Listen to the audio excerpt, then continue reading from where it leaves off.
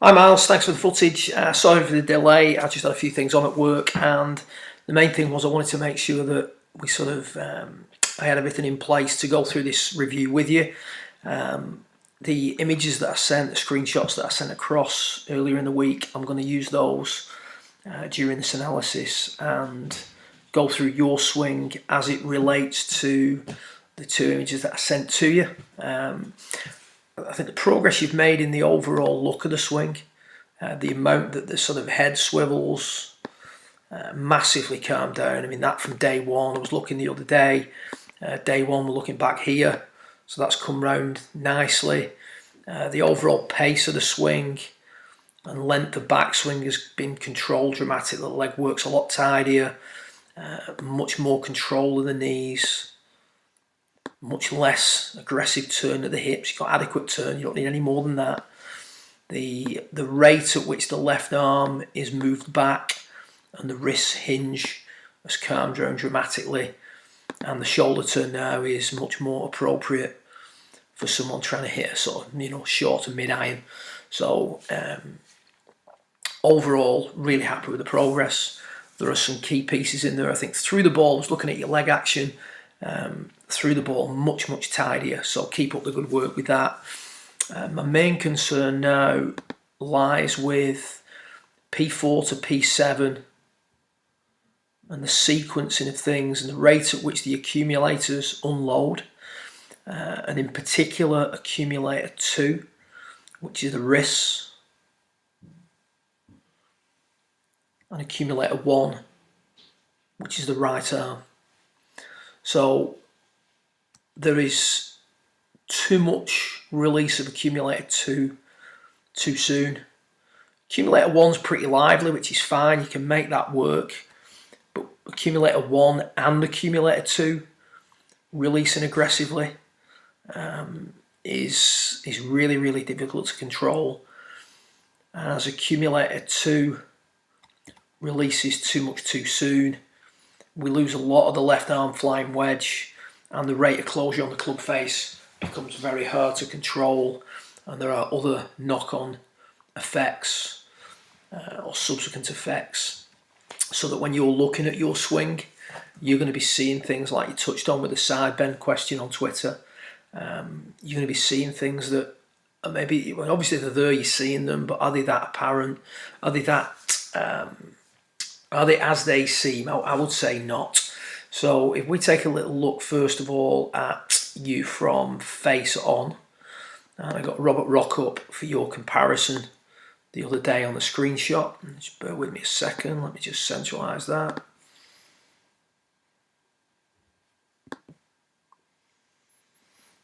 Okay, so from face on, what we see is, let's take that back, the radius of the swing, so the distance from the centre of the arc, the lead shoulder, to the sweet spot, gets too wide too soon. And that is a result of accumulator 2, which is the hinge of the wrist, so if you will, the condition of the left arm and the shaft, gets in line too soon. So we need to delay that. You can see with Rock that the sweet spot doesn't move away from the lead shoulder quite as fast. Now, this is a sort of chicken and egg scenario. When we look at Robert Rock there on the right hand side of your screen, we see a number of things. We see a little bit more flex in the lead leg than we see with yourself. So there's more sort of going into the ground, more of that pouncing cat move that Mike and Andy talked about in the book. We see that his left shoulder stays lower from P4 to P5.5, whereas yours has already started to go up. So again, it's a byproduct of, if we go down more, the left shoulder's going to stay lower, the lead knee's going to stay more flexed. the act of going into the ground will tend to encourage you to keep the radius tight. So this is where I said it's chicken and egg. You know, does the player start to climb with the left shoulder too soon because the radius is expanding too quick? Or does the player have to expand the radius because the left shoulder is climbing up too much too soon during the downswing? 6 of one, half doesn't need the other, really.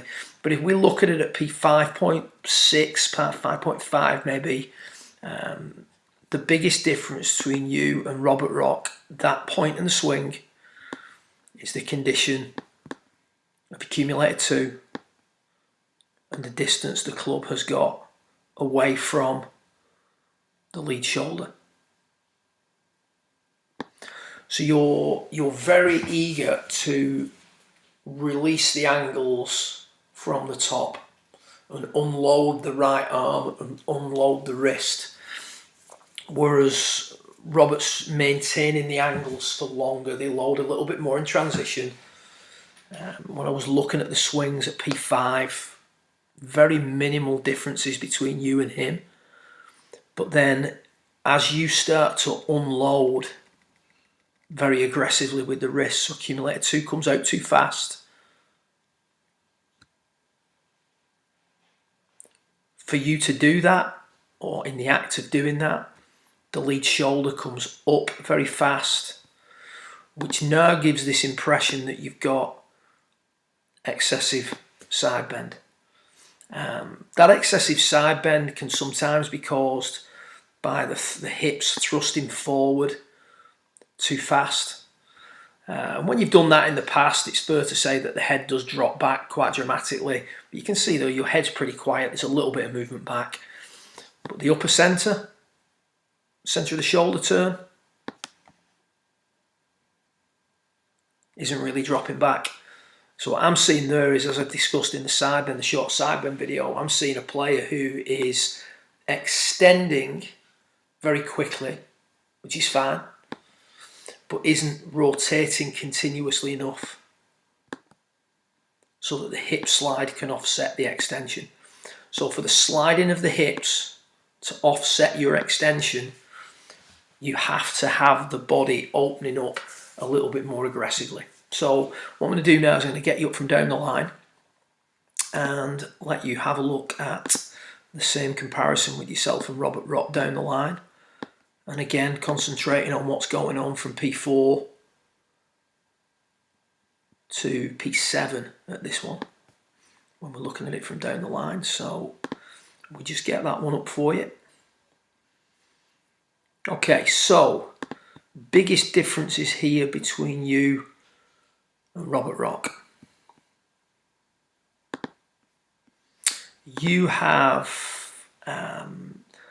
very shut off shoulders, chest still facing the camera. His shoulders are slightly open. His hips have opened up a little bit more than with yourself. So that means that the right shoulder has come sort of forward and down, and the hip slide is going to start to offset the extension. With yourself, the side bend from face on appears to be excessive because there hasn't been enough rotation of the hips. The hips haven't continuously rotated.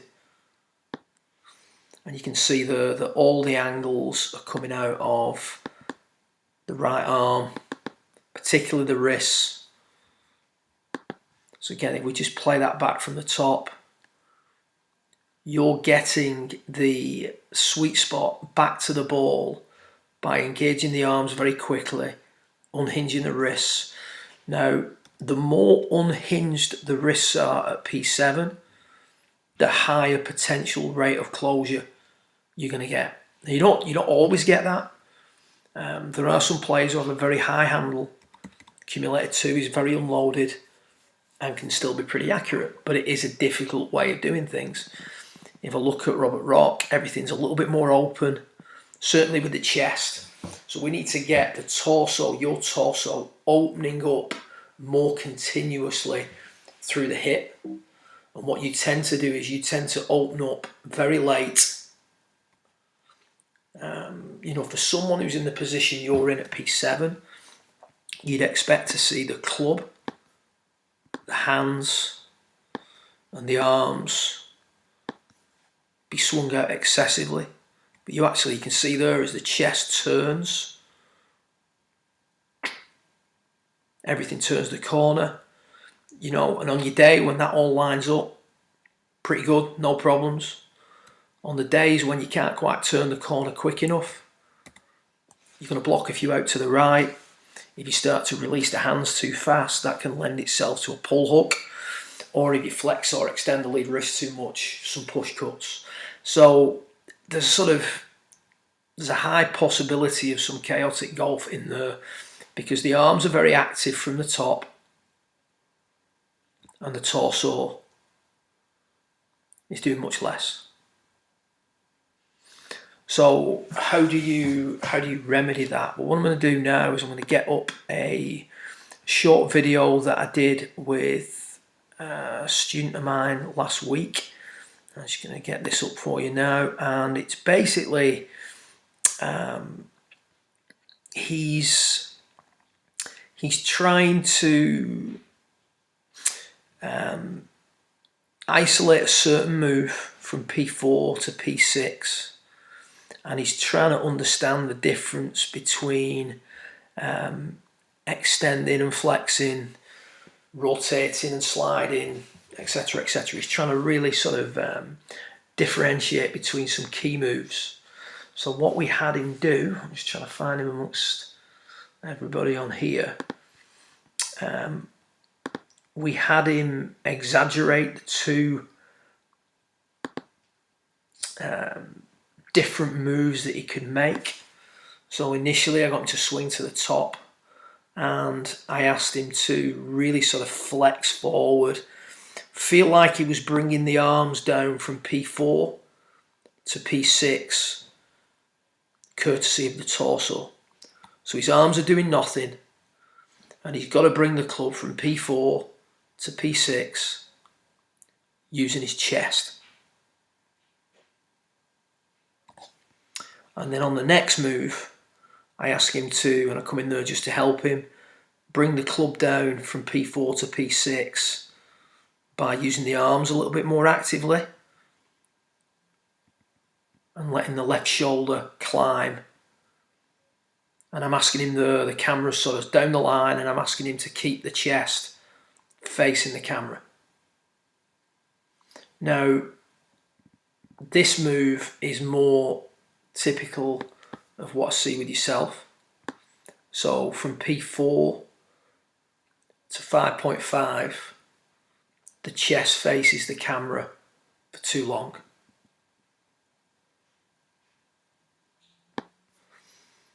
So again, it's very similar to what we're seeing here, skewed angle, but you get the idea. Left shoulder climbs. As the left shoulder climbs, the side bend would look greater. When the player does it more with the chest, left shoulder stays lower, side bend would look less. So it's a skewed perspective, but you can see your swing would definitely benefit more from the right shoulder working around a little bit more, the chest getting back into flexion a little bit more. So from P4 to P5.5, we want to get chest onto that golf ball. So I'm going to get Charlie up here now demonstrating that beautifully to give you a good visual. And this is where it's at for you at the moment. So from P4 to P5 or 5.5 with yourself, left shoulder climbs a little bit too much too soon. We know from face on that gives the impression that there's excessive side bend or axis tilt. Lead knee starts to straighten too much too soon. Okay, but you can see there clearly that by P6 we're not chest onto the golf ball, so we've got this right shoulder's back, chest still facing the camera, so to speak. With Charlie from 4 to 6, he's going to get chest onto the golf ball.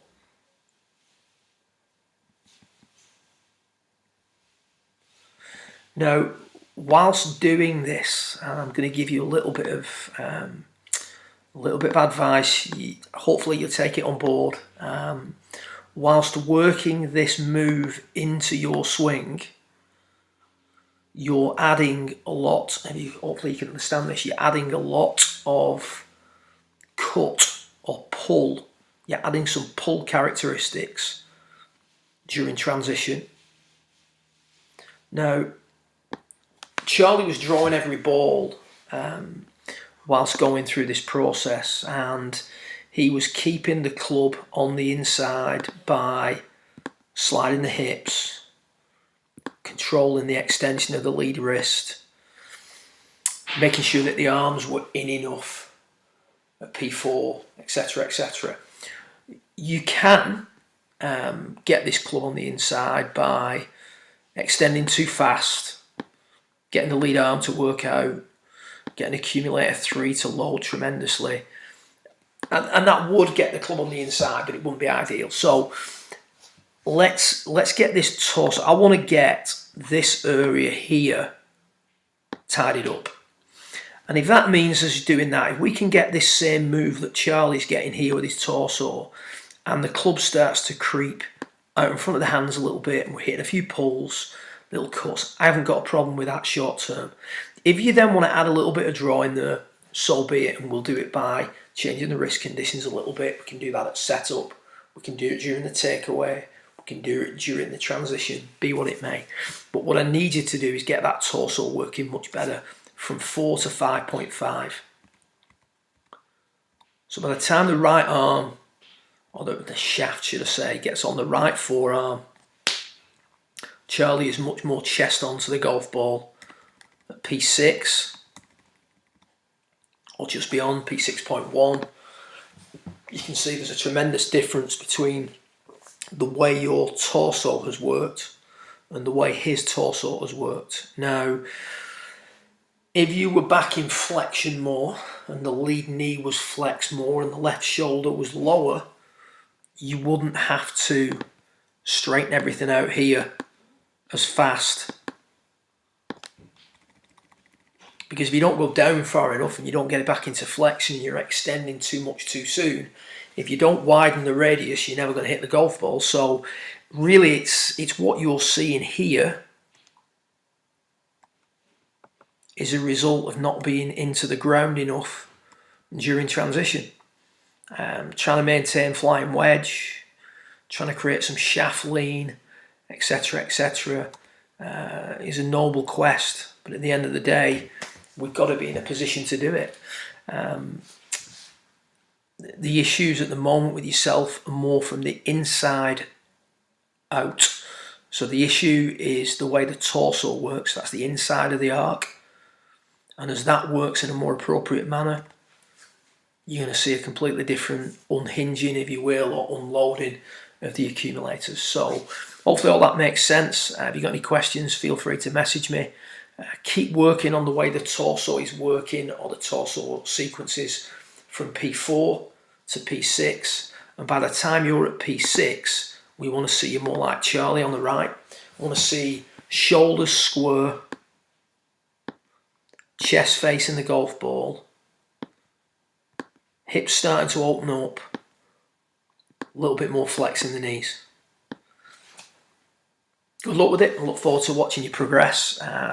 And please, at any point, if you're practicing this, just send me a quick email or some footage just to make sure you're doing it the correct way. Well done, and have a great Christmas.